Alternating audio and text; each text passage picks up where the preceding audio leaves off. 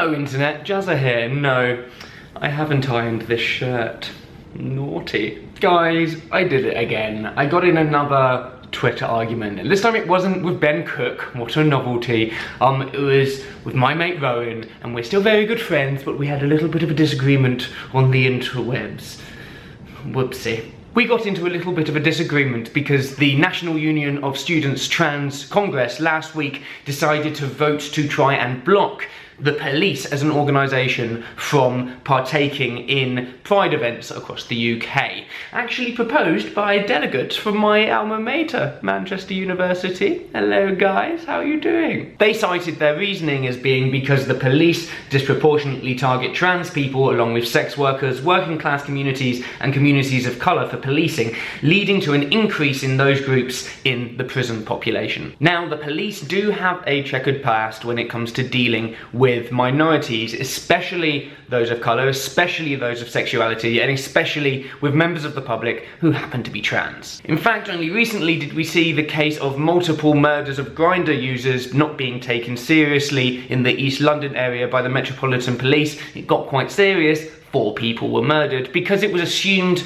to be tied to the chemsex lifestyle rather than the actions of, a serial killer. When it comes to race, the claims of disproportionate targeting of Black and Asian communities remains persistent, and we even have the East Asian community in the UK claiming that crimes against them are not taken as seriously as people from other racial backgrounds. Not even to mention the fact that there is rife institutional racism still existing in the UK police system. These are very real and present problems, and it's often really easy for people like me, spoiler alert, white cis man here, to claim that, racism and homophobia are in the past. It doesn't happen anymore. I've only ever had positive interactions with the police. It must all be fixed now.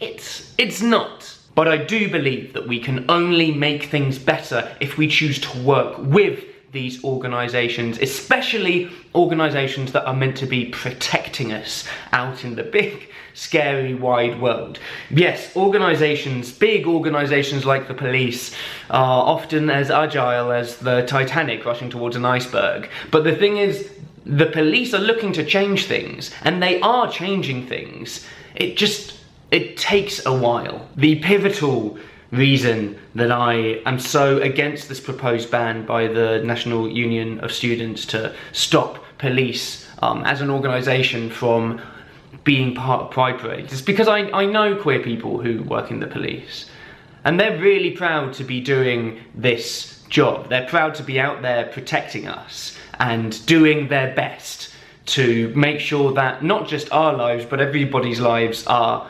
safer. They have pride in that, and I feel like they have a right to be proud of their LGBTQ plusness in tandem with their policeness at an event like Pride. An event that is meant to be about us being proud of who we are, even if it doesn't really shine well with what the NUS thinks a queer activist and a queer person should do. There are arguments that police officers would be able to partake in Pride in an individual capacity, but there is something really brilliant about being able to be there with the organisation that you work for, knowing that they're fighting your corner, even if it's in an imperfect way, and taking away that right, taking away that right from those officers that work so hard to make the police better and to make our lives safer. That's the thing I have an issue with, because it's like saying, "No, sorry, mate, you're not the right kind of queer."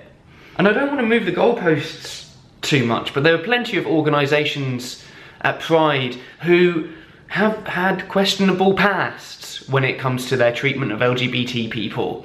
All of the political parties. There was a very recent time when they were quite okay for homosexuality to be illegal and for marriage to not happen. If we start kicking people out because we're like, no, sorry, you've got a checkered past, like, it's just going to end up being the NUS conference marching down whatever road it happens to be. And this is meant to be a time when queer people, in all of our difference, can come together and celebrate and also be activists. And to take that away from certain individuals, I have that's my issue. C'est mon issue. I haven't spoken French in a while, sorry. I'm really curious to know what you guys think about this whole debacle, because I've got a feeling that quite a lot of you will disagree with me. Feel free to shine plenty of light on the fact that I'm coming at it from a very privileged background, but leave us a comment below, tweet me at JazzaJohn, maybe we'll get in a Twitter war like me and Rowan did. But I'd be, yeah, engage, let's have a chat, let's talk this out, let's get this all out in the open. If you enjoy talking about political queer shit, that's me, subscribe to me, please. Thanks. Also, I want to do question videos. So my mate Lena is doing a series at the moment where she's like answering questions every single day for Lent.